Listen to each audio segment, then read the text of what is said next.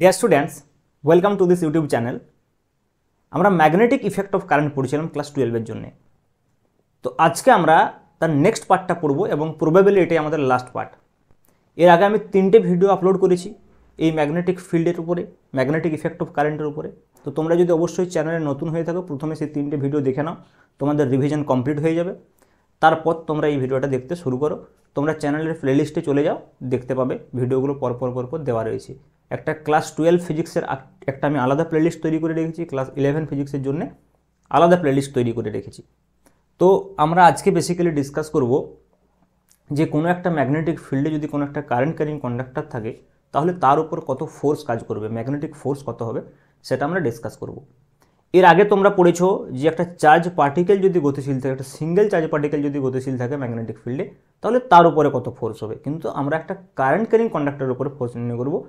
Current carrying conductor মানে সেখানে অনেক সংখ্যক চার্জ পার্টিকেল একসঙ্গে মুভ করবে। ওকে, তো চলো শুরু করছি। আজকে টপিক্সটার নাম দিয়েছি আমি যে force on a current carrying conductor. Okay, তো আমরা এই যে কারেন্ট ক্যারিং কন্ডাক্টরের কথা বলছি, সেই কারেন্ট ক্যারিং কন্ডাক্টরকে আমরা কোনো একটা ম্যাগনেটিক ফিল্ডের মধ্যে রাখবো। ওকে, তাহলে তোমরা জানো যে পারপেন্ডিকুলার ম্যাগনেটিক ফিল্ডকে আমরা ক্রস দিয়ে প্রকাশ করি, যেটা ইনওয়ার্ডস পারপেন্ডিকুলার ম্যাগনেটিক ফিল্ড। তাহলে এই যে ইনওয়ার্ড ম্যাগনেটিক ফিল্ডটা রয়েছে, এই ইনওয়ার্ড ম্যাগনেটিক ফিল্ডে আমরা একটা কারেন্ট ক্যারিং কন্ডাক্টরকে রেখে দেবো। সাপোজ একটা কারেন্ট ক্যারিং কন্ডাক্টরকে আমরা এখানে রেখে দিয়েছি, দেখো। তাহলে একটা কারেন্ট ক্যারিং কন্ডাক্টর রয়েছে যার দৈর্ঘ্য হচ্ছে যে এল, আর যার মধ্যে দিয়ে প্রবাহ যাচ্ছে যে আই। ওকে, এটা একটা কারেন্ট ক্যারিং কন্ডাক্টর। এই ম্যাগনেটিক ফিল্ডটাকে আমরা বি দিয়ে প্রকাশ করছি। তাহলে এর উপরে ফোর্সটা আমাদেরকে নির্ণয় করতে হবে। তাহলে প্রথমে দেখো, আমরা এর আগে জানি যে লরেন্জ ফোর্স কী ছিল, যে লরেন্জ ফোর্স এফ ছিল। কোনো একটা কিউ আধান যদি ভি বেগে গতিশীল হয় বি ম্যাগনেটিক ফিল্ডে, তাহলে এফ ইজগুয়াল টু ছিল, মনে করে দেখো, Q equal to F equal to Q V cross B. এটা ছিল একটা force, magnetic force, Lorentz magnetic force আমরা বলতে পারি। কিন্তু এইখানে দেখো, এখানে তো একটা চার্জ পার্টিকেল যাচ্ছে না, অনেক চার্জ পার্টিকেল মুভ করছে। ওকে, তাহলে মনে করো আমি যদি মনে করি কিউটা হচ্ছে যেখানে নেট চার্জ, তাহলে কিউ যদি টোটাল চার্জ হয়, তাহলে আমরা জানি যে টি সময় যদি চার্জ এই পয়েন্ট থেকে এই পয়েন্ট অবধি পৌঁছে যায়, টি সময় লাগে তাতে, তাহলে আমরা কারেন্টের ডেফিনেশন থেকে জানি যে I is equal to Q upon T. তাহলে এখান থেকে আমরা কিউ বলতে পারি, দেখো, I into T, very simple. তাহলে এই কিউর জায়গায় যদি আমরা আই ইন্টু টি বসিয়ে দিই, তাহলে কি হবে দেখো, তাহলে এফ ইজ ইকুয়াল টু হয়ে যাবে, দেখো, I into T into V cross B, তাই নয় কি, I T into V cross B. আবার দেখো, যদি আমরা ইন টার্মস অফ ভেলোসিটি বলি, ভেলোসিটি আসলে কি, ডিসপ্লেসমেন্ট আপন টাইম, তাহলে ভি ইকুয়াল টু এল আপন টি হয়ে যাবে। তাহলে ভি ইন্টু টি আসলে এল, এখান থেকে দেখো আমরা বলতে পারি যে এল হচ্ছে যে আসলে ভি ইন্টু টি। তাহলে দেখো, সেই হিসেবে যদি আমরা ভাবি এই টিটাকে যদি আমরা ভি এর সঙ্গে মাল্টিপ্লাই করে দিই, তাহলে I into V T cross B হয়ে যাবে। আর এই ভিটিটা আসলে এল, তাহলে আই ইকুয়াল টু হয়ে যাবে, দেখো, এল ক্রস বি। তাহলে তখন কিন্তু এইটা হয়ে যাবে ফোর্সের equation, F is equal to I L cross B. এর আগে দেখো আমরা ফোর্স পড়েছিলাম একটা পার্টিকুলার চার্জ, ফ্রি চার্জ যদি মুভ করে ম্যাগনেটিক ফিল্ডে। এখন ইন টার্মস অফ আমরা কারেন্টটাকে বের করছি, তার মানে হচ্ছে অনেকগুলো চার্জ পার্টিকেল একসঙ্গে মুভ করছে, যার ফলে একটা নেট কারেন্ট আমরা পাচ্ছি আই। এবং যদি তারটার দৈর্ঘ্য এল হয়, ম্যাগনেটিক ফিল্ড বি হয়, তাহলে F is equal to I L cross B হবে কিন্তু এই তারটার উপরে প্রযুক্ত বল। তাহলে এই বলটা ডাইরেকশন কোন দিকে হবে সেটা আমরা এল ক্রস বি থেকে পাবো, ক্রস প্রোডাক্টের নিয়ম অনুযায়ী। তাহলে আমরা যদি ডান হাতের নিয়মটা প্রয়োগ করে দেখো, এই বরাবর কি আছে, এল রয়েছে, আর বি দেখো এই প্লেনের সঙ্গে ভেতরের দিকে রয়েছে। তাহলে আমরা এই চারটা আঙুলকে যদি এল বরাবর রাখি, ভেবে দেখো, এল বরাবর রাখি, তাহলে এল ক্রস বি, বি নিচের দিকে আছে, তাহলে এল ক্রস বি যদি করি, দেখো বুড়ো আঙুলটা উপরের দিকে যাচ্ছে, এই বরাবর এল আর নিচের দিকে বি, এল এর ডাইরেকশন এবং আই এর ডাইরেকশন সেম হওয়া উচিত। তাহলে এল ক্রস বি, তাহলে উপর দিকে হবে ফোর্স। তাহলে এই বরাবর দেখো ম্যাগনেটিক ফোর্স যেটা, সেটা কাজ করছে। ওকে, তাহলে দেখো এটা হবে ফোর্স, কিন্তু এটা হবে জেনারেল এক্সপ্রেশন, আমি এখানে দেখিয়েছি in terms of cross product. কিন্তু তোমরা যদি এই ডায়াগ্রামটাকে লক্ষ্য করে এখানে বুঝতে পারছো এল, বি এবং আই, তোমরা এখানে ভেবে দেখো এল এবং বি, বিশেষ করে আই এর ডাইরেকশন আর এল এর ডাইরেকশন তো same. I actually scalar quantity, L হচ্ছে যে ভেক্টর কোয়ান্টিটি। তাহলে দেখো এল এবং বি কিন্তু পরস্পরের সঙ্গে লম্বভাবে আছে। তোমরা যদি একটু দেখো, এল এইভাবে আছে, বি ভেতরের দিকে আছে, মানে এই কেসটাতে কিন্তু থিটা 90 ডিগ্রি। কিন্তু ইন জেনারেল যদি আমরা এক্সপ্রেশনটাকে দেখি, এর ম্যাগনিটিউড কত হবে দেখো, এর যদি আমরা শুধুমাত্র ম্যাগনিটিউডটা লিখি এফ, তাহলে কত হবে, আই ইন্টু এখানে রয়েছে এল ক্রস বি মানে কি L B sine theta, L B sine theta. তার মানে অ্যাকচুয়ালি ফোর্সের যে এক্সপ্রেশনটা, জেনারেল এক্সপ্রেশনটা এফ ইকুয়াল টু আমরা বলতে পারি যে B I L sine theta, B I L sine theta. এবার দেখো এইখানে হচ্ছে যে থিটা 90 ডিগ্রি, দেখো থিটা 90 ডিগ্রি মানে সাইন থিটা 1, তার মানে কিন্তু এটা এফ এর ম্যাক্সিমাম ভ্যালু। এফ ম্যাক্সিমাম কখন হবে? যখন সাইন থিটা ম্যাক্সিমাম হবে। সাইন থিটার ম্যাক্সিমাম ভ্যালু 1 মানে থিটা 90 ডিগ্রি। তাহলে এটা ম্যাক্সিমাম ফোর্সের অবস্থা আছে, যে ডায়াগ্রামটা আমরা দেখিয়েছি এখানে। আদারওয়াইজ থিটা 0 বা 180 ডিগ্রি যদি হয় তাহলে সেক্ষেত্রে কিন্তু ফোর্স 0 হয়ে যাবে। দেখো সেক্ষেত্রে আমরা বলতে পারি, মনে করো আমি যদি এটা যদি অন্য একটা কেস আমরা এখানে যদি দেখাই, মনে করো সাপোজ কি আমরা যদি বলি যে হোয়েন, দেখো এখানে আমি লিখছি when theta equal to 90 degree, ভেবে দেখো তাহলে তখন যে ফোর্সটা হবে F equal to B I L sine 90।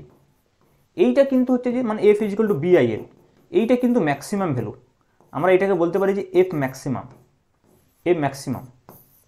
কিন্তু যদি আমরা বলি when theta equal two 0 degree or 180 degree, যদি এরকম হয়, মানে মনে করো ম্যাগনেটিক ফিল্ড এইভাবে আছে, সাপোজ মনে করো ম্যাগনেটিক ফিল্ডের যে ডাইরেকশনটা রয়েছে, সাপোজ মনে করো ম্যাগনেটিক ফিল্ডের যে ডাইরেকশনটা রয়েছে সেটা এইভাবে রয়েছে, ম্যাগনেটিক ফিল্ডের ডাইরেকশনটা এইভাবে রয়েছে, আর এখানে যে কারেন্ট ক্যারিং ওয়্যারটা রয়েছে সেটাও এইভাবে রয়েছে। অথবা মনে করো কারেন্ট ক্যারিং ওয়্যারটা এইভাবে রয়েছে উল্টো দিকে ম্যাগনেটিক ফিল্ডের সঙ্গে, অথবা ম্যাগনেটিক ফিল্ডের সঙ্গে প্যারালাল বা অ্যান্টি প্যারালাল, মানে থিটা ইকুয়াল টু 0 বা 180 ডিগ্রি। সেক্ষেত্রে কিন্তু দেখো ফোর্স ইকুয়াল টু 0 হয়ে যাবে। এইটা হচ্ছে যে ফোর্সের মিনিমাম ভ্যালু, আর এটা হচ্ছে ম্যাক্সিমাম ভ্যালু। তাহলে বিআইএল এবং 0 এর মধ্যে যে কোনো ভ্যালু থাকবে অ্যাকর্ডিং টু থিটা। ওকে, থিটার ভ্যালুটা এখানে কখনো 90 ডিগ্রি হতে পারে, কখনো 0 ডিগ্রি হতে পারে, কখনো বা যে কোনো অ্যাঙ্গেল হতে পারে। এনি অ্যাঙ্গেলের ক্ষেত্রে এটা হচ্ছে general expression F equal to I L cross B. কিন্তু ডাইরেকশনটা খুব ইম্পর্টেন্ট, এল ক্রস বি এর যে ডাইরেকশনটা তোমরা ক্রস প্রোডাক্ট থেকে মনে রাখবে।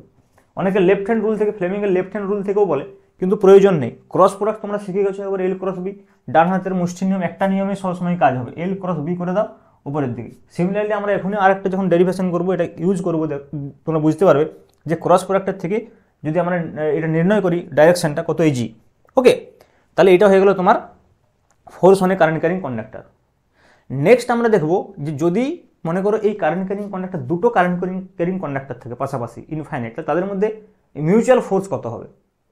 কিন্তু অনেক সময় দেখো এখানে যেমন ধরো আমি যে কেসটা নিয়েছি, এই কেসটা একটু এক্সেপশনাল কেস, এটা মানে খুবই একটা সিম্পল কেস আমি নিয়েছি। আমাদের অ্যাকর্ডিং টু হায়ার সেকেন্ডারির যে সিলেবাস রয়েছে, বোর্ডের সিলেবাস, এটা কিন্তু একদম এই সিম্পল কেসটি থাকে। কিন্তু হতে পারে এমন, ভেবে দেখো যে এইটা মনে করো পুরো অংশটা যেটা রয়েছে সেটা ম্যাগনেটিক ফিল্ডের সঙ্গে সবসময় কিন্তু পারপেন্ডিকুলার রয়েছে। ওকে, কিন্তু এটা নাও হতে পারে। কীরকম বিষয়টা, মনে করো সাপোজ আমি এইটা এখানে দেখানোর চেষ্টা করছি একটু, মনে করো কেসটা একটু চেঞ্জ হয়ে গেল সাপোজ।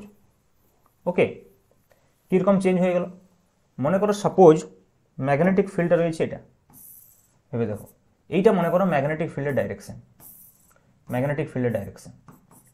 এরপর যে কারেন্ট ক্যারিং ওয়্যারটা রয়েছে, সেই কারেন্ট ক্যারিং ওয়্যারটা মনে করো এইভাবে আঁকা বাঁকা করে রয়েছে, হতেই পারে।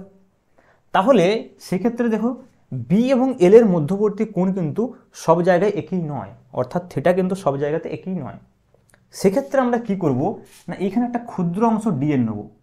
মনে করো সাপোজ এখানে একটা ক্ষুদ্র অংশ ডিএন নিলাম, যেটা হবে এই বরাবর, আর এইখানে বি আছে এই বরাবর, তাহলে এইখানে হয়ে যাবে ডিএল এবং বি এর মধ্যবর্তী কোণ থিটা।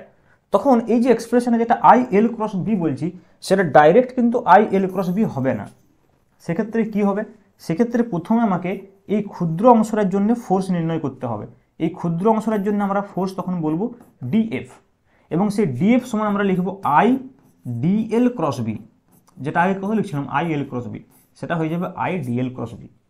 মনে করো পুরো এই ওয়্যারটা এ টু বি রয়েছে, তাহলে তার জন্যে যে নেট ফোর্স এফ হবে সেটা কিন্তু হবে integration A to B DF, এবং এ বি কত হবে সেটা ডিপেন্ড করছে সিচুয়েশনের উপরে। আমরা ইন জেনারেল এটাকে কিন্তু এইভাবে লিখে রাখতে পারি যে এ টু বি।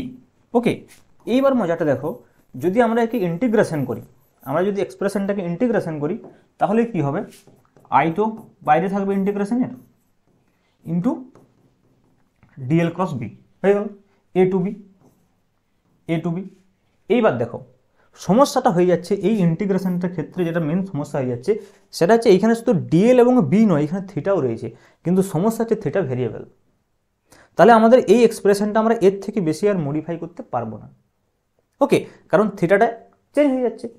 কিন্তু যদি মনে করো এমন হয় যে এই ওয়্যারটা একটা পার্টিকুলার পার্ট না হয়ে এটা এরকম একটা ক্লোজ লুপ বানিয়ে ফেলে, তাহলে সেক্ষেত্রে কি হবে দেখো, সেক্ষেত্রে আই ইজকুয়াল টু আমরা বলবো যে close integration F is equal to আমরা বলবো যে I into close integration DL cross B. তখন আমরা এটাকে এইভাবে বলবো ক্লোজ ইন্টিগ্রেশন। এখন দেখো এই ক্লোজ ইন্টিগ্রেশন ডিএল কিন্তু জিরো আসলে। তাহলে দেখো ক্লোজ ইন্টিগ্রেশন ডিএল কেন জিরো? কারণ হচ্ছে ডিএল একটা ভেক্টর কোয়ান্টিটি। ওকে, তাহলে দেখো যদি আমরা ডিএল করে এখানে যদি আসি, সমস্ত ডিএলগুলো যদি আমরা যোগ করি, তাহলে যে তার ডিসপ্লেসমেন্ট সেটা কিন্তু জিরো হয়ে যাবে, তাই নয় কি? কারণ দেখো এটি ভেক্টরের আমরা যদি বলি যে পলিগন ল, যে ক্ষুদ্র ক্ষুদ্র ক্ষুদ্র ক্ষুদ্র অনেকগুলো ভেক্টর যদি একই ডাইরেকশনে থাকে এবং ক্লোজ লুপ তৈরি করে, তখন জিরো হয়ে যায়। যেমন তোমরা ত্রিভুজ সূত্রের ক্ষেত্রে জানো, ত্রিভুজ সূত্র কি, এটা মনে করো একটা ভেক্টর রয়েছে, ত্রিভুজ সূত্র নিশ্চয়ই তোমরা জানো যে এইটা একটা ভেক্টর, এটা একটা ভেক্টর, আবার এইদিকে যদি একটা ভেক্টর থাকে, তবে সেম ডাইরেকশনে যদি ভেক্টর থাকে, তাদের যে নেট যে রেজাল্টেন্ট সেটা জিরো হয়ে যায়। সিমিলারলি যদি এখানে অনেকগুলো ডিএল করে আমরা করি, তাহলে সমস্ত ডিএলগুলোর যোগফল জিরো হয়ে যাবে। তাহলে ফাইনালি তখন কিন্তু আমরা জিরো পেয়ে যাবো এইটা।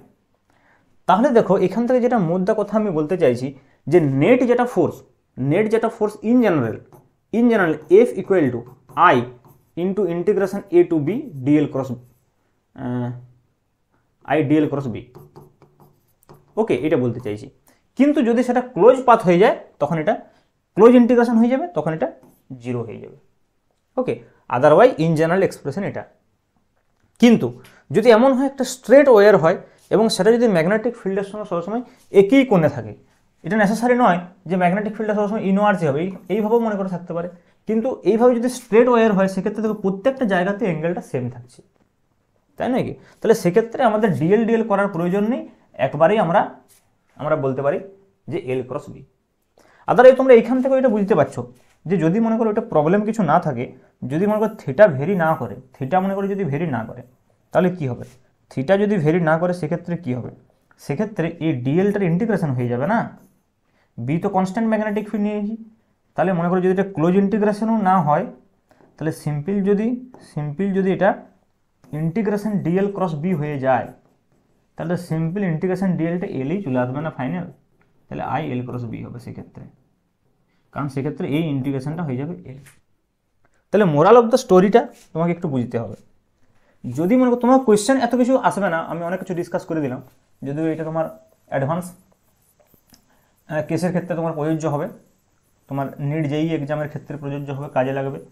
কিন্তু অনেক সময় এখানেও এমসিকিউ কোয়েশ্চেন আসতে পারে বোর্ড এক্সামে, যে যদি একটা কারেন্ট ক্যারিং কন্ডাক্টর একটা ক্লোজ লুপ তৈরি করে, তার উপরে কত ফোর্স হবে? জিরো। সেটা একটা এমসিকিউ কোয়েশ্চেন আসতে পারে।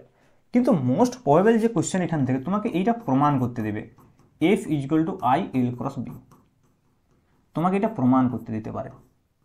তাহলে তুমি এইভাবে প্রমাণটা করতে পারো। তুমি F equal to B I L sine theta, এটাও প্রমাণ করতে দিতে পারে। সেম কেস, এখান থেকে তোমাকে আরেকটা লাইন লিখতে হবে। তোমাকে এখান থেকে কোয়েশ্চেন দিতে পারে থিটা ইজুয়াল টু জিরোর জন্য কী হবে, থিটা ইকুয়াল টু 90 ডিগ্রির জন্য কী হবে, বা থিটা ইকুয়াল টু 180 ডিগ্রির জন্য কী হবে।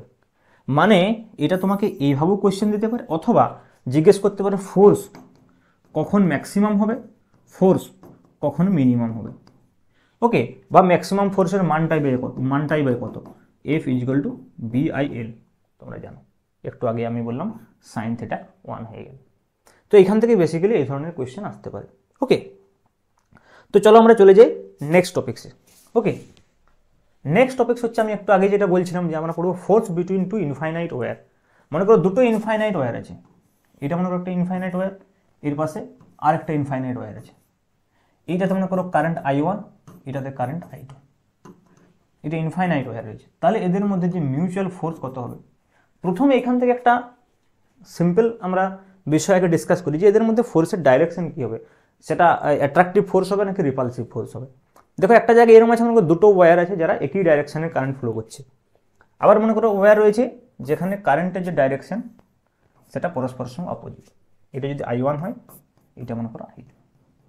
ফোর্সের আমরা ম্যাগনিটিউডটা পরে বের করবো। ম্যাগনিটিউড দুটোর ক্ষেত্রে এক হবে যদি এদের মধ্যে কারেন্ট সেম হয় আর ডিস্টেন্স যদি মনে করো সেম থাকে, সাপোজ দুটো ক্ষেত্রে এক্স ডিস্টেন্স। তাহলে ফোর্সের ম্যাগনিটিউড আমরা নির্ণয় করবোই। কিন্তু বেসিক্যালি যেটা প্রথমে নির্ণয় করতে চাইবো সেটা হচ্ছে ডাইরেকশন কী হবে। তো দেখো আমি একটু আগেই বললাম যদি আমরা এল ক্রস বি করি, প্রথমে আগে বলো এই যে ওয়্যারটা রয়েছে এই ওয়্যারটার জন্য এইখানে ম্যাগনেটিক ফিল্ডের ডাইরেকশন কোন দিকে হবে।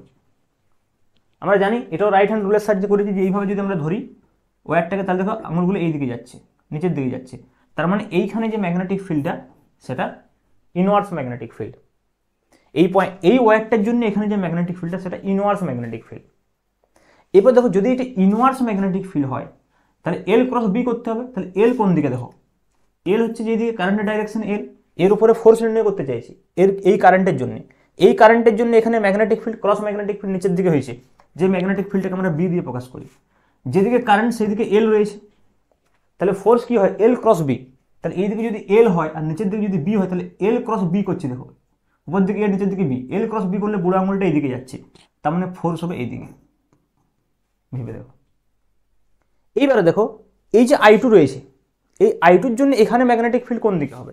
যদি আমরা আই টু বরাবর বুড়ো আঙুলটাকে রাখি, আঙুলগুলো এই দিকে বেরিয়ে আসছে, তার মানে এদিকে ডট হবে, তার মানে আউটওয়ার্ডস ম্যাগনেটিক ফিল্ড। তাহলে ম্যাগনেটিক ফিল্ড রয়েছে আউটওয়ার্ডস আর ওইদিকে রয়েছে এল, তাহলে এল ক্রস বি করতে হবে। কীভাবে করবে, এইদিকে রয়েছে এল আর বাইরের দিকে ম্যাগনেটিক ফিল্ড, তাহলে এল ক্রস বি, তাহলে বুড়ো আঙুলটা এইদিকে যাচ্ছে এফ। ভেবে দেখো তার মানে এরা কি করবে, পরস্পরকে আকর্ষণ করবে, মানে এটা কি আসলে অ্যাট্রাক্টিভ।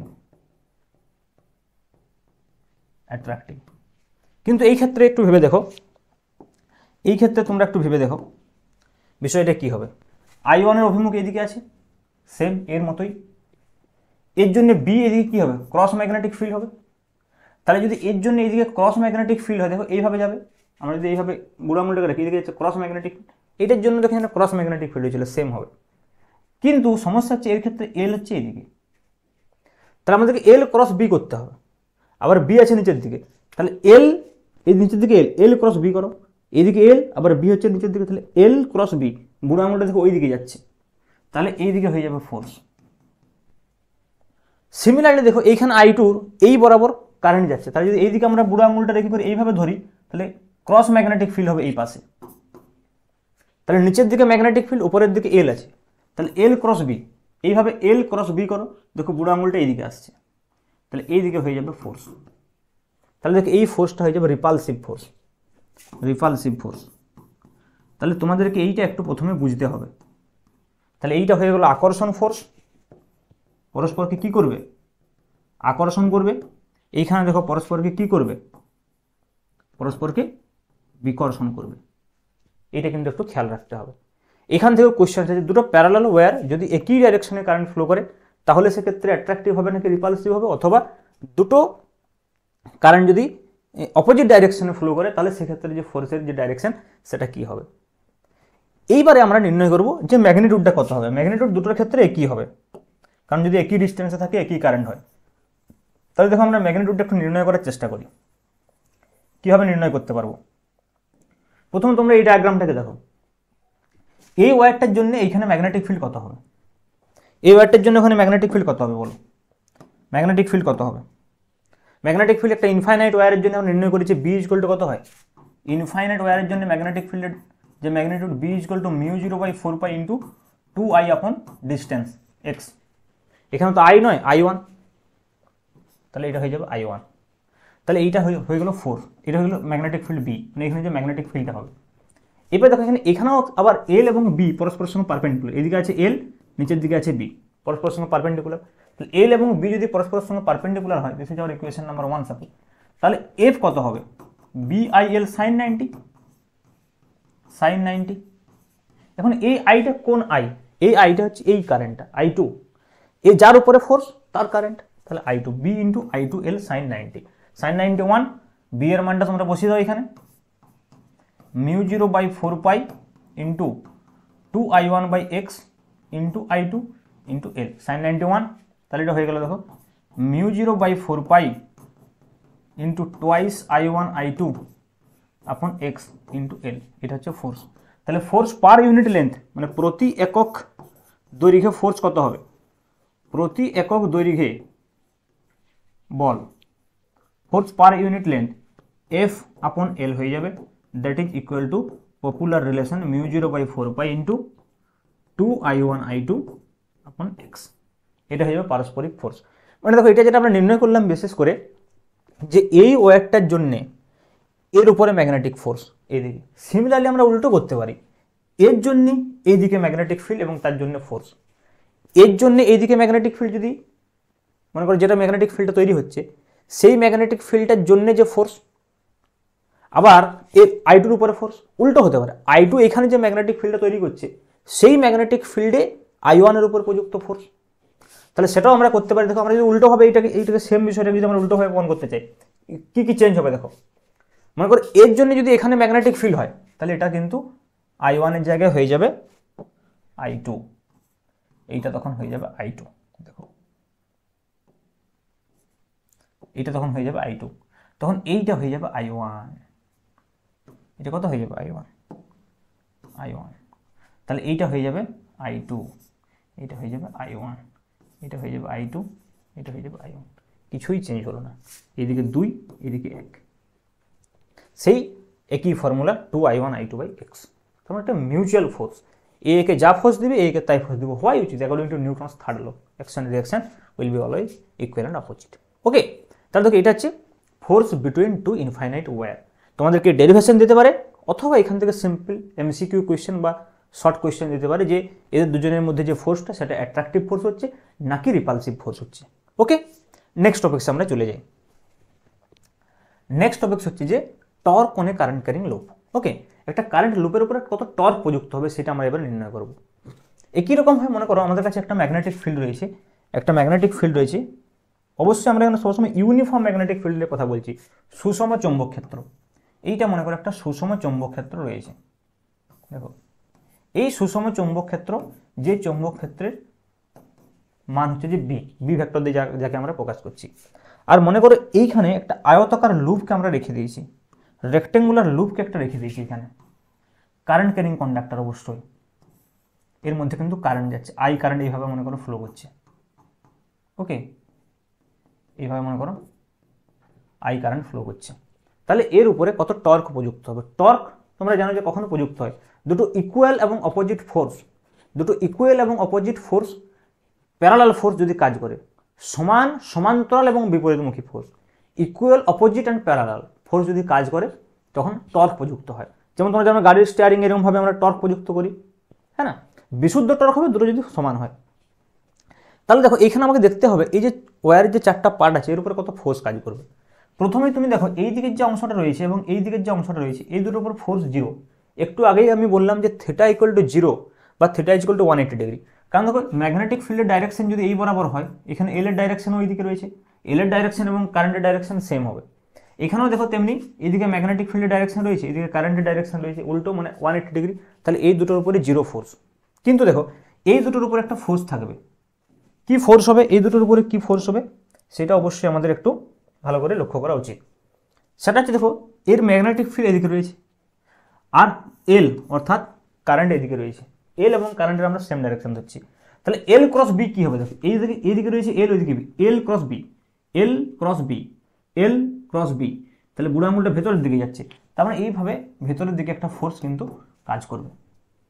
সিমিলারলি এখানে যেহেতু কারেন্ট ডিরেকশন উল্টো আছে, বাইরের দিকে ফোর্স কাজ করবে, দেখার প্রয়োজনই নেই, তাহলে বাইরের দিকে ফোর্স করবে। তাহলে দেখো এর উপরে একটা এরমভাবে ফোর্স কাজ করবে, এটা ভেতরের দিকে এটা বাইরের দিকে। তাহলে এই কিন্তু আয়তাকার কুণ্ডলীটা এইভাবে ঘোরার চেষ্টা করবে। তাহলে দেখো সমান্তরাল এবং বিপরীতমুখী ফোর্স।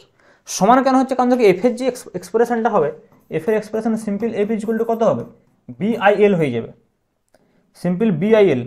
কারণ দেখো theta 90 degree, magnetic field B I এবং এর দৈর্ঘ্যটা আমরা ধরে নিচ্ছি এল দৈর্ঘ্য, এর দৈর্ঘ্য আমরা ধরে নিলাম মনে করো এল, আর প্রস্থ হচ্ছে যে বি, এল বি।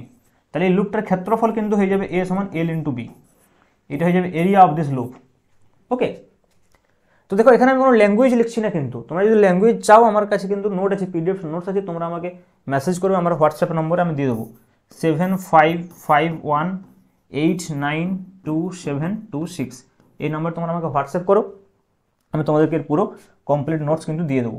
কারণ দেখো এখানে সম্ভব নয় অত লেখা, তা আমি তোমাদেরকে জাস্ট বিষয়টা বুঝিয়ে দিচ্ছি এবং ম্যাথামেটিক্যাল ক্যালকুলেশনটা কীভাবে হচ্ছে, ডাইরেকশন যেটা মেন বিষয় সেটা আমি বুঝিয়ে দিচ্ছি।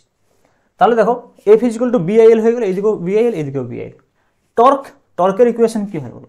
টর্ক সময় কি হয়, যে কোনো একটি ফোর্স এবং তাদের মধ্যবর্তী লম্ব দূরত্ব। তাহলে এখানে যে কোনো একটি ফোর্স এফ, তাদের মধ্যবর্তী লম্ব দূরত্ব মানে এটা, সেটা হচ্ছে বি। তাহলে এফ ইন্টু বি হয়ে যাবে কিন্তু টর্ক টাও। তাহলে এফ কত দেখো, এফ হচ্ছে যে বিআইএল ইন্টু বি। তাহলে এটাকে আমরা এইভাবে বলতে পারি বিআই ইন্টু এলবি। এলবি মানে হচ্ছে এরিয়া, তাহলে অনেক সময় এটাকে আমরা বলি বিআইএ টাও ইকুয়াল টু, যদি আমরা এটা এন পাক থাকে, প্রত্যেক পাকে যদি বিআইএ হয় তাহলে এন সংখ্যক পাকের জন্য টাও ইকুয়াল টু হয়ে যাবে এন বি আই এ। এটা হচ্ছে মেন বিষয়, এন বি আই এ। কিন্তু যদি মনে করি এটা আমরা ইন জেনারেল বলি, যদি মনে করি এটা 90 ডিগ্রি কোণে না থাকতো তাহলে এটা বিআইএল হতো না, বা এখানে বিআইএ হতো না। এখানে তো দুটো ভেক্টর আছে বি এবং এ, বাকি এন এবং আই তো স্কেলার আছে, কিন্তু টাও ভেক্টর আছে। তাহলে tau equal to N B I A আছে, কিন্তু এই যদি তোমাদেরকে ভেক্টর রূপ জিজ্ঞেস করে তাহলে তোমরা খেয়াল রাখবে এর ভেক্টর রূপ টাও সমান N I into A cross B. এইটাও কিন্তু একটু খেয়াল রাখবে। ওকে, এটা আমি প্রমাণ করলাম না, এটাও ডাইরেক্টলি প্রমাণ করা যায়, কিন্তু আমাদের প্রমাণটা সিম্পল কেসটার ক্ষেত্রে রয়েছে tau equal to N B I A. কিন্তু ইন জেনারেল তোমাদের এটা মনে রাখা প্রয়োজন। ওকে, যে জেনারেল এক্সপ্রেশনটা হয় টাও-এর, সেটা tau vector that is equal to N I into A cross B, যেখানে এটা হচ্ছে এরিয়া ভেক্টর এবং বি হচ্ছে যে ম্যাগনেটিক ফিল্ড। ওকে, বি হচ্ছে যে ম্যাগনেটিক ফিল্ড। তো তেমনি আগের মতো এটারও তাহলে সেক্ষেত্রে একটা স্পেশাল কেস চলে আসবে। দেখো কি স্পেশাল কেস আসতে পারে না, থিটার উপরে ডিপেন্ড করবে, হ্যাঁ না। টাওয়ার যে ম্যাগনিটিউড কত হবে according to cross product N I A B, মানে হচ্ছে যে A B sine theta. Theta হচ্ছে কি এ এবং বি এর মধ্যবর্তী কোণ, তাহলে এটা হয়ে যাবে দেখো N B I A sine theta.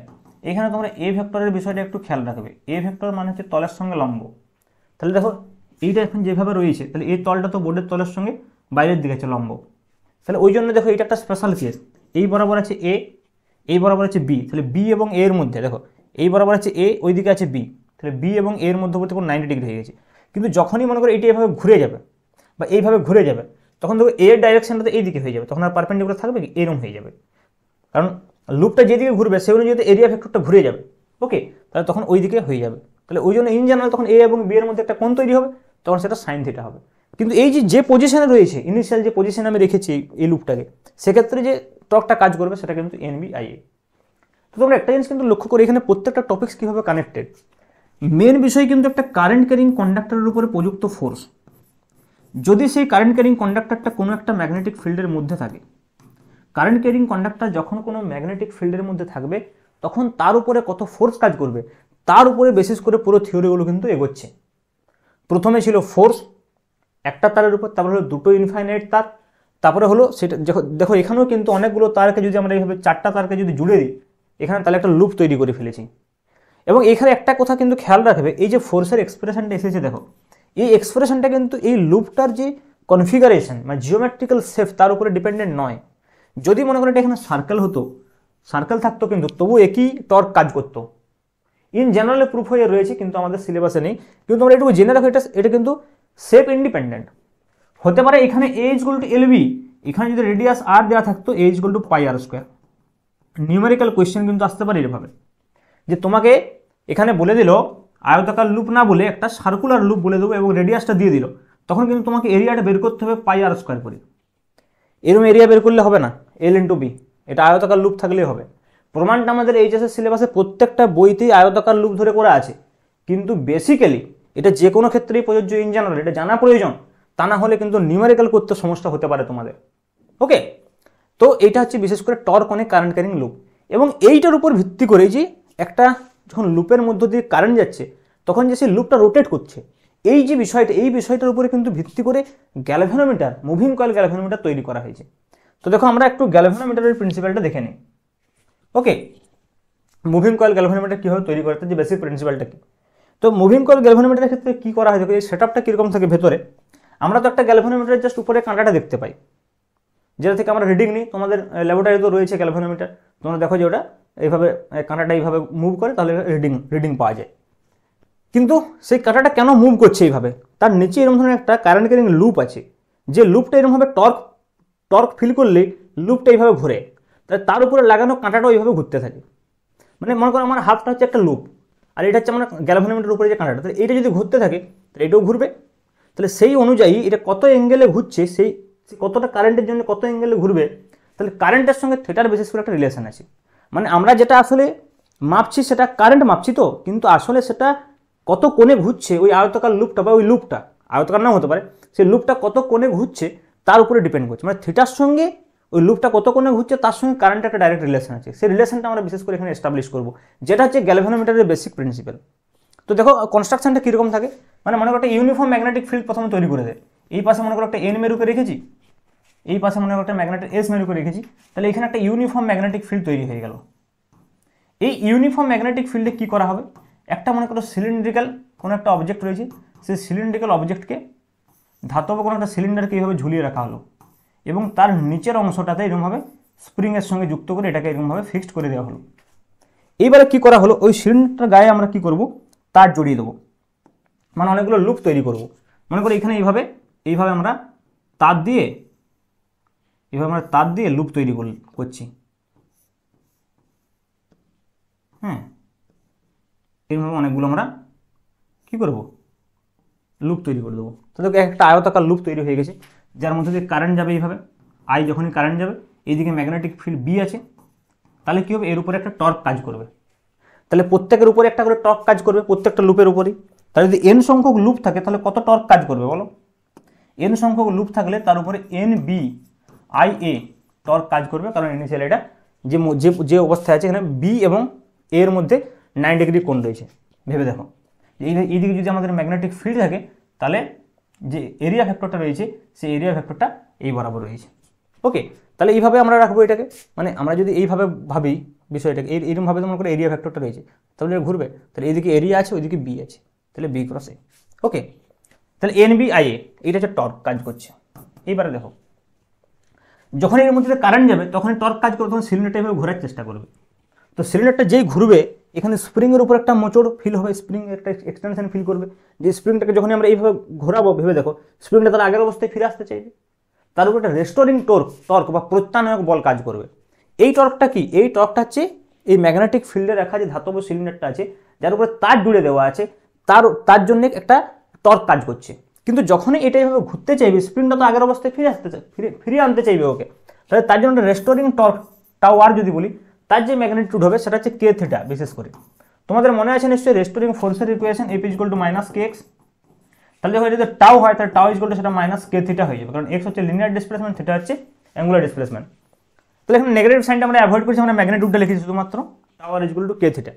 তাহলে দেখো যদি এইটাকে এই দিকে ঘোরাতে চাই কারেন্ট, আর এই যদি এইদিকে ঘোরাতে চায়, মনে করো আমরা যেই কারেন্ট পাঠালাম এটা একটা নির্দিষ্ট অ্যাঙ্গেলে ফিক্সড হয়ে গেল, তার মানে কি ওই যে অ্যাঙ্গেলে ফিক্সড হলো, মনে করো থিটা অ্যাঙ্গেলে ফিক্সড হয়েছে, তাহলে যেই অ্যাঙ্গেলে ওটা ফিক্সড হয়ে গেল, লুপটা যেই অ্যাঙ্গেলে ফিক্সড হয়ে যাবে, সেই অ্যাঙ্গেলের জন্যে মনে করো এই অবস্থায় ফিক্সড হয়ে গেছে, তাহলে সেই অবস্থায় স্প্রিংয়ের কিছু একটা মোচড় হয়ে রয়েছে, অলরেডি কিছু একটা মোচড় হয়ে এই অবস্থায় ফিক্সড হয়েছে, থিটা কোণে স্প্রিংটা ঘুরে এই অবস্থায় ফিক্সড হয়েছে। তাহলে ওই যে থিটা কোণে ঘুরলো স্প্রিংটা, আর মানে কি একটা সাম্যাবস্থায় চলে এসেছে, মানে দেখো এটা এদিকে ঘুরতে চাইছে, স্প্রিংটা এদিকে আসতে চাইছে, তো দুজনে একটা কেসে সাম্যাবস্থায় রয়ে গেছে। এটা কখনো সম্ভব যদি এই দুটো টর্ক পরস্পরের সঙ্গে সমান হয়। মানে দেখো আবার ভালো করে বুঝো, এন বি আই এর টর্কটা ঘোরাতে চাইছে সিলিন্ডারটাকে, আর কে থিটা ঘোরাতে চাইছে স্প্রিংটাকে উল্টো দিকে, মানে স্প্রিংয়ের মোচড় রেস্টোরিং টর্ক। স্প্রিং যেমন আমরা এইভাবে টানলে স্প্রিং আগের অবস্থায় ফিরে আসতে চাই, সেরকমভাবে স্প্রিংকে আমরা যদি মোচড় দিই তবুও আগের অবস্থায় ফিরে আসতে চাইবে, তো তার জন্য একটা রেস্টোরিং টর্ক কাজ করবে।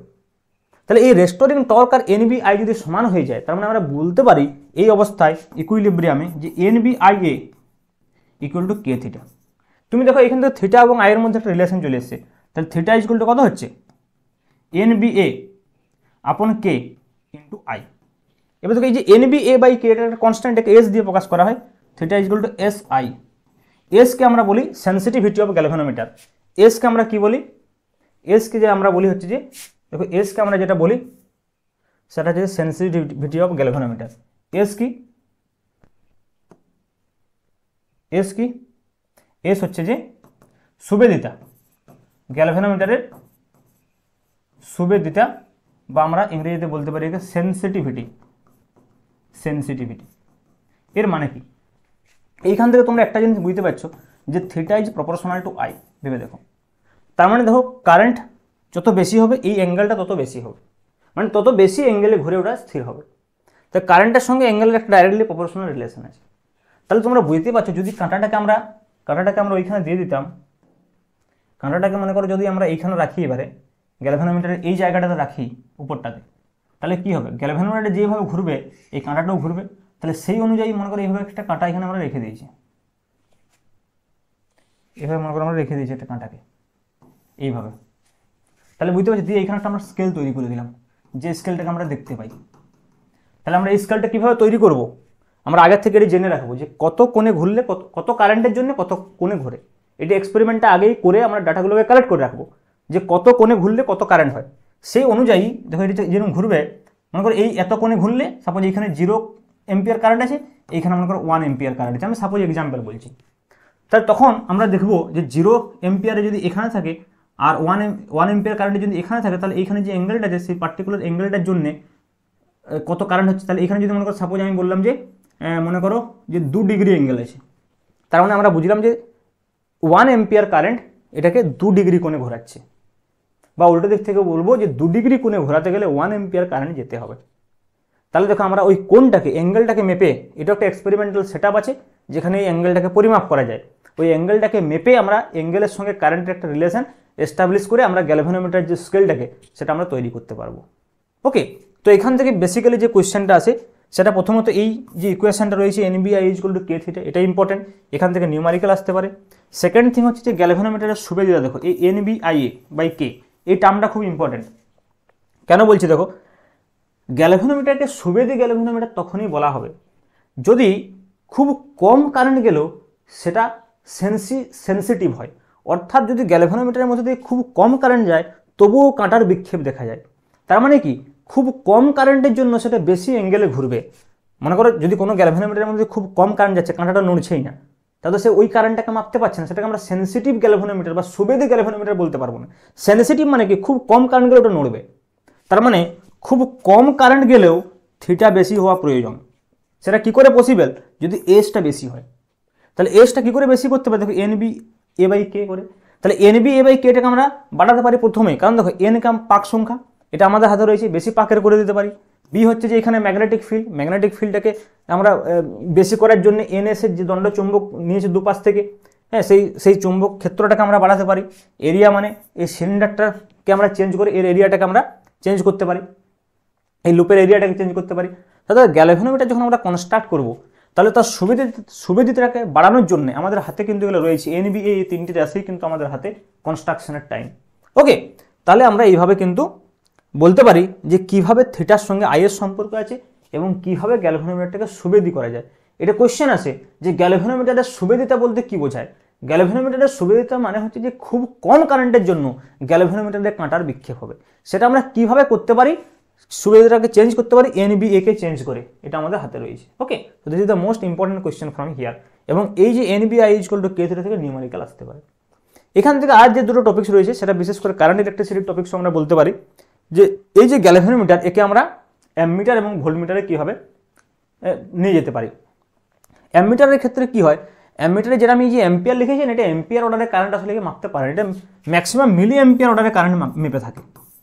তাহলে মনে করো আমার কোথাও যদি এম্পিয়ার অর্ডারে কারেন্ট পরিমাপ করতে হয়, তাহলে সেক্ষেত্রে আমি কি করব, তাহলে সেক্ষেত্রে আমি এমন কিছু করব যাতে করে এই গ্যালভানোমিটারটাকে উপরেই আমরা এমন কিছু মডিফাই করব যাতে সেটা এম্পিয়ার অর্ডারে মাপতে পারে। সিমিলারলি আমরা এই গ্যালভানোমিটারকে ভোল্টমিটারে রূপান্তর করতে পারি। তো দেখো সেটা আমরা কীভাবে করব। তো মনে করো সাপোজ গ্যালভানোমিটার টু অ্যামমিটার কী করবো, দেখো মনে করো সাপোজ আমাদের একটা গ্যালভানোমিটার রয়েছে, যে গ্যালভানোমিটার ম্যাক্সিমাম 0 থেকে IG অবধি কারেন্ট পরিমাপ করতে পারে, যার মিনিমাম হচ্ছে 0 আর ম্যাক্সিমাম হচ্ছে যে IG। তার মানে এই যে গ্যালভানোমিটারটা রয়েছে এর রেঞ্জ আমরা বলতে পারি IG। তা আমাদেরকে কী করতে হবে, IG-কে বাড়াতে হবে। একটা সিম্পল সার্কিট যদি আমি বলি যে এটা একটা মনে করো গ্যালভানোমিটার, G দিয়ে আমরা গ্যালভানোমিটারকে প্রকাশ করব, G দিয়ে আমরা গ্যালভানোমিটারকে প্রকাশ করব, কি হচ্ছে এটা, G দিয়ে আমরা যদি একটা গ্যালভানোমিটারকে মনে করো প্রকাশ করি, G দিয়ে যদি মনে করো আমরা একটা গ্যালভানোমিটারকে প্রকাশ করি, হোয়াট ইজ দ্য প্রবলেম।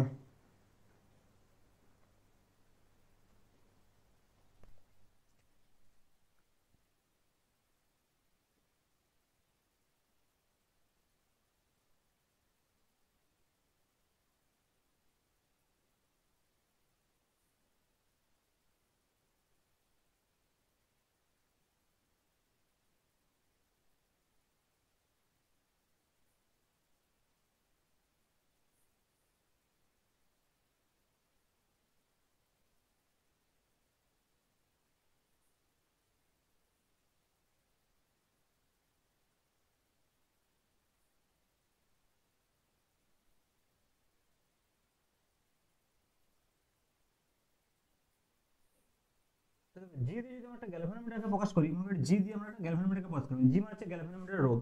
তাহলে এটা যদি আমার একটা গ্যালভানোমিটার হয়, ওকে, এই গ্যালভানোমিটারের রোধ মনে করো জি, এবং গ্যালভানোমিটারকে আমরা জি দিয়ে প্রকাশ করছি, তাহলে এর মধ্যে যেটা কারেন্ট যাবে সেই কারেন্টটা মনে করো আমি বলছি ম্যাক্সিমাম কারেন্ট আইজি, ঠিক আছে। তাহলে এর মধ্যে ম্যাক্সিমাম কারেন্ট হচ্ছে যে আইজি।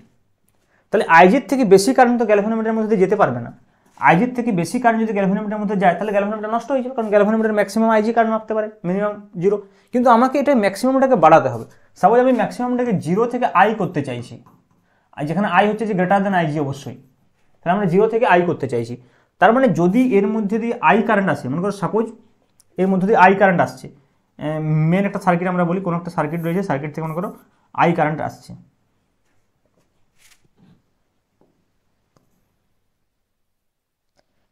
ওকে, একটা মনে করো মেন সার্কিট রয়েছে যেটা থেকে আই কারেন্ট আসছে, এটা সোর্সের সঙ্গে যুক্ত আছে, আমি সোর্সটা দেখাচ্ছি না, আই কারেন্ট আসছে। তাহলে এই আই কারেন্ট গ্যালভানোমিটার কীভাবে মাপবে? তাহলে আমাদেরকে কী করতে হবে? দেখো, আই কারেন্ট তো সরাসরি গ্যালভানোমিটারের মধ্যে নিয়ে যাওয়া চলবে না, তাহলে আই কারেন্টের কিছুটা অংশকে এদিকে আমরা পাস করিয়ে দেবো, এখানে একটা আমরা শান্ট যুক্ত করবো, এটাকে শান্ট বলা হয়, যেটা হচ্ছে মানে হচ্ছে বিকল্প পথ। তাহলে এই পথ দিয়ে আমরা কিছুটা কারেন্টকে পাস করিয়ে দেবো। এসকে আমাকে এমনভাবে চুজ করতে হবে যাতে করে বাকি কারেন্ট, মানে দেখো আই কারেন্ট এইবার যাচ্ছে, এইবার ম্যাক্সিমাম আইজি যেতে পারবে, তাহলে বাকি কারেন্ট মানে আই মাইনাস আইজি কারেন্টের জন্য এইটা দিয়ে যায়, সেটা আমাকে এনশিওর করতে হবে। তবেই গ্যালভানোমিটার সেফ থাকবে এবং গ্যালভানোমিটার আই কারেন্ট পরিমাপ করতে পারবে। তাহলে সেক্ষেত্রে আমাকে কত এস যুক্ত করতে হবে, মানে বিশেষ করে মেন যেটা কথা, যে গ্যালভানোমিটার যদি আমরা এমমিটারে পরিণত করতে চাই তাহলে গ্যালভানোমিটারের সঙ্গে প্যারালালে একটা খুব সামান্য রোধ, খুব কম রোধ যুক্ত করতে হবে, কারণ না হলে এইদিকে বেশি কারেন্ট তো আসবে না, এবং সেই এস কম রোধটা এমনভাবে যুক্ত করতে হবে যাতে করে এখানে আই মাইনাস আইজি পরিমাণ কারেন্টটা বেরিয়ে যায়। তাহলে গ্যালভানোমিটার যে স্কেলটা সেটা বেড়ে যাবে, মানে যে ম্যাক্সিমাম ডিফ্লেকশনটা আমরা আইজির জন্য মাপছিলাম সেটা এখন আই এর জন্য মাপবো। আগে যদি মনে করো শুধুমাত্র আইজি কারেন্ট যেত গ্যালভানোমিটারের মধ্যে দিয়ে, তাহলে আইজিতে ম্যাক্সিমাম হয়ে যেত, তাহলে যে স্কেলটা আইজি ম্যাক্সিমাম কারেন্টের জন্য ফুল ডিফ্লেকশন হতো, এখন দেখো আই কারেন্ট গেলে এটা ফুল ডিফ্লেকশন হচ্ছে। তার মানে এর যে রেঞ্জটা সেটা বেড়ে গেছে, কারণ এই পাথটা তৈরি করে দিয়েছে। ফুল ডিফ্লেকশন তো আইজিতেই হবে, কিন্তু আমরা আই কারেন্ট যাওয়ার জন্য এই আইজি পাচ্ছে, তারপর ফুল ডিফ্লেকশন হচ্ছে। তার মানে আমরা যদি এইখানে মেজারমেন্টটাকে করি তাহলে আমরা বলতে পারি যে আই কারেন্টের জন্য ম্যাক্সিমাম, ওকে, আই কারেন্টের জন্য ম্যাক্সিমাম। তাহলে আমাকে এসটা ক্যালকুলেট করতে হবে। এসটা কীভাবে ক্যালকুলেট করতে পারবে? দেখো, যেহেতু প্যারালালে যুক্ত আছে তাহলে এই দুটো পয়েন্টের মধ্যে যা ভোল্টেজ ডিফারেন্স হবে আর এই দুটো পয়েন্টের মধ্যে যা ভোল্টেজ ডিফারেন্স হবে সেটা সেম। তাহলে এই দুটো পয়েন্টের মধ্যে ভোল্টেজ ডিফারেন্স কত না I G into G, I into R, equal to এই দুটো পয়েন্টের মধ্যে voltage difference I minus IG into S, I minus IG into S. তাহলে এইখান থেকে কিন্তু আমরা সিম্পল এস নির্ণয় করতে পারবো, আইজি ইন্টু জি আপন আই মাইনাস আইজি। তাহলে আমরা যদি গ্যালভানোমিটারকে আমরা এমমিটার করতে চাই, একটা সমান্তরাল সমবায়ে খুব কম মানের রোধ শান্ট যুক্ত করতে হবে, যার মানটা হবে I G into G divide by I minus I G. তাহলে সেক্ষেত্রে গ্যালভানোমিটার যে ম্যাক্সিমাম মানের জন্য গ্যালভানোমিটারটা ডিফ্লেকশন ফুল ডিফ্লেকশন দেখাবে সেটা আই। তাহলে আগে আইজির জন্য ফুল ডিফ্লেকশন দেখাতো, এখন আইয়ের জন্য ফুল ডিফ্লেকশন দেখাচ্ছে। তাহলে আমরা with respect to I current আমরা ওর ফুল ডিফ্লেকশনটাকে পরিমাপ করতে পারবো। তার মানে একই অ্যাঙ্গেলটা সেম আছে দেখো, কিন্তু কারেন্টটা বেড়ে গেছে। আগেও ওই সেম অ্যাঙ্গেল ডিফ্লেকশন হতো আইজি কারেন্টের জন্য, এখনও সেম অ্যাঙ্গেল ডিফ্লেকশন হচ্ছে কিন্তু আই কারেন্টের জন্য। তাহলে আমাদের রেঞ্জটা বেড়ে গেল, তাহলে সেটা তখন আমরা অ্যামমিটার বলবো সেটাকে। সিমিলারলি যদি আমরা এটাকে ভোল্টমিটারে পরিণত করতে চাই তাহলে কি করতে হবে? দেখো, মনে করো একটা সিম্পল গ্যালভানোমিটার রয়েছে, যে গ্যালভানোমিটারতে কারেন্ট হচ্ছে যে আইজি, এটাকে যদি আমরা এখন একটা সার্কিটের সঙ্গে যুক্ত করি তাহলে এর মনে করো ভোল্টেজ ভিজি, তাহলে এই ভিজি ইকুয়াল টু সিম্পল হয়ে যাবে আইজি ইন্টু জি। যদি আমরা এই ভোল্টেজের কথা বলি আইজি ইন্টু জি, তাহলে এই ভোল্টেজটা কিন্তু পরিমাপ করছে। কিন্তু আমরা চাইছি এই ভোল্টেজটার যে রেঞ্জটা সেটা বাড়াতে, অর্থাৎ আমরা জিরো থেকে আমরা ভি চাইছি, এটা তো জিরো থেকে ভিজি ইন জেনারেল, যখন শুধুমাত্র গ্যালভানোমিটারটা জিরো থেকে ভিজি, কিন্তু আমরা চাইছি জিরো থেকে ভি, যে ভি হচ্ছে যে গ্রেটার দেন ভিজি। তাহলে কি করতে হবে? এর সঙ্গে সিরিজ আমাকে একটা রেজিস্ট্যান্স যুক্ত করতে হবে। এর সঙ্গে সিরিজ আমাকে একটা রেজিস্ট্যান্স যুক্ত করতে হবে, ওকে। তাহলে এটা ছিল গ্যালভানোমিটার জি, এর সঙ্গে সিরিজে আমরা একটা হাই রেজিস্ট্যান্স আর এইচ যুক্ত করে দিলাম, হাই রেজিস্ট্যান্স, ওকে। এখন এটা হয়ে যাবে ভি, এটা হচ্ছে আইজি, কারেন্টটা সেম আছে, আইজি কারেন্ট যাবে, একটু বেশি কারেন্ট গেলে তো গ্যালভানোমিটার নিতে পারবে না, তাহলে আইজি কারেন্টে যাবে, কিন্তু এটা এখন ভি হয়ে গেল। কারণ দেখো এই ভিটা গ্রেটার দেন ভিজি, কী করে আমরা বুঝবো? দেখো যদি আমরা এখানে ভি লিখি ভি বেসিক্যালি আইজি আমরা যদি বলি কত হয় বলো, কারেন্ট কি হয়? Voltage by total resistance. তা টোটাল রেজিস্ট্যান্স কত? G plus R H. তাহলে এখান থেকে আমরা বুঝতে পারছি তাহলে ভি সমান কত হবে? দেখো IG into G plus R H. তাহলে ভি সমান হয়ে যাবে দেখো IG into G plus R H. তাহলে এখানে ছিল আইজি ইন্টু জি, আর এখানে কত হলো? এখানে আইজি ইন্টু জি, এখানে কত হলো? এখানে IG into G plus R H, এবং আর এইচ হচ্ছে খুব বেশি মান, তার ফলে বুঝতে পারছো ভি যেটা কিন্তু সেটা গ্রেটার দেন ভিজি হয়ে যাবে। তো এইখান থেকে আমরা এটাও নির্ণয় করতে পারবো যে আমি ভি যদি আমি ম্যাক্সিমাম ভোল্টেজ করতে চাই, তাহলে আমার এই রেজিস্ট্যান্সটা কত হওয়া উচিত। তাহলে সেটা আমরা কীভাবে নির্ণয় করবো? এখান থেকে দেখো না G plus R H equal to হয়ে যাচ্ছে ভি আপন আইজি। তাহলে আর এইচ ইকুয়াল টু আমরা এখান থেকে নির্ণয় করতে পারবো ভি আপন আইজি মাইনাস জি। এটাও কিন্তু অনেক সময় প্রয়োজন হয় নিউমারিক্যালসের ক্ষেত্রে। তো নিউমারিক্যালসের ক্ষেত্রে তোমরা এইভাবে মনে রাখবে, এই ইকুয়েশনটাকে মনে রাখবে, বিশেষ করে V into IG into G plus R H. এটা মনে রাখতে বেশি সুবিধা হবে। যেরকম ধরো আগেরটার ক্ষেত্রে আমরা যদি বলি, আগেরটার ক্ষেত্রে এইটা মনে রাখার থেকে এইটা মনে রাখতে বেশি সুবিধা হবে। কেন? কারণ দেখো তোমরা যদি এইভাবে ভাবো যে এই দুটো পয়েন্টের যে ভোল্টেজ ডিফারেন্স, এই দুটো পয়েন্টের ভোল্টেজ ডিফারেন্স সেম, তাহলে আইজি ইন্টু জি সমান I minus IG into S. Okay, তো এইভাবে তোমরা এটাকেও মনে রাখতে পারো। সিমিলারলি এখানে তোমরা মনে রাখবে এই ইকুয়েশনটাকেও মনে রাখতে পারো যে I G equal to voltage divide by total resistance. সবসময় যে বেসিক ইকুয়েশনটাকে মনে রাখার চেষ্টা করবে, এটা তো আমরা যে কোনো সময় নির্ণয় করে নিতে পারবো, কিন্তু ডাইরেক্ট যদি এটাকে মনে রাখতে যাও সমস্যা হতে পারে। ওকে, তো তাই জন্য আমি এইভাবেই তোমাদেরকে মনে রাখতে বলি। তো দেখো যতগুলো টপিক্স ছিল সেই সমস্ত টপিক্স আমরা এই চ্যাপ্টারে ডিসকাস করে নিয়েছি, মেন যে টপিক্সগুলো ছিল। ঠিক আছে, এবারে এখান থেকে তোমরা প্রিভিয়াস ইয়ার কোয়েশ্চেন কিছু নিউমারিক্যাল প্র্যাকটিস করে নিও, আমিও প্র্যাকটিস করানোর চেষ্টা করবো যদি সময় পেয়ে যাই। কিন্তু আমার প্রথমে টার্গেটটা তোমাদেরকে বললামই যে এই চ্যাপ্টারটা আমরা এমনি শেষ করার, থিওরিগুলো পার্টগুলো ডিসকাস করার আমার টার্গেট ছিল, কারণ তখন ডিজিটাল বোর্ড থাকেনি। এইবার যখন আমি নেক্সট চ্যাপ্টারগুলো করবো, তখন আমি উইথ নিউমারিক্যালস আমি এই যে স্লাইডগুলো বানাচ্ছি, সেই স্লাইডগুলো উইথ নিউমারিক্যালস বানানোর চেষ্টা করবো। ওকে, তাহলে তোমাদের আবার সুবিধা হবে। এবং তারপর আমি প্রিভিয়াস ইয়ার কোয়েশ্চেন ডিসকাস করার চেষ্টা করবো, সাজেশন সিরিজ নিয়ে আসবো তোমাদের জন্য। বাট তোমাদেরকে চ্যানেলটাকে সাবস্ক্রাইব করতে হবে এবং আমাকে সাপোর্ট করে যেতে হবে। ওকে, আজকের মতো এইটুকুই থাক। Thank you.